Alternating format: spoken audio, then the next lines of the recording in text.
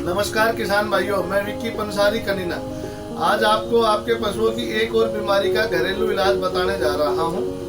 मुझे आशा है कि आपने अपने पशुओं पे घरेलू इलाज करना शुरू कर दिया होगा।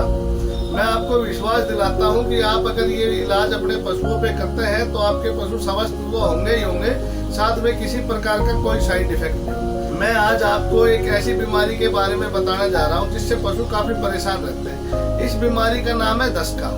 पहले आप इस बीमारी के लक्षण देख लीजिए। हो सकता है कि अलग अलग क्षेत्र में अलग अलग बीमारियों को अलग अलग नाम से जाना जाता है।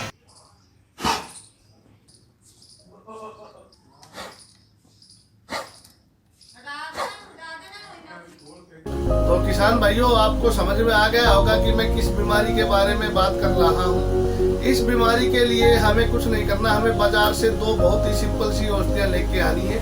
नंबर 1 तो लेके आनी है साबुत हल्दी 100 ग्राम। नंबर 2 लेके आनी अलसी के बीज 600 ग्राम।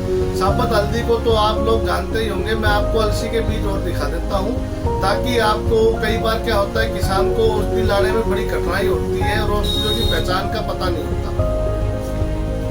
तो ये देखिए, ये है अलसी के बीज, ये लेने हैं आपने 600 ग्राम। अब आपको करना क्या है, इन दोनों को मिक्सी में पीस लीजिए, अलग अलग पीसनी है और इनको आप 5 हिस्से में बांट लीजिए।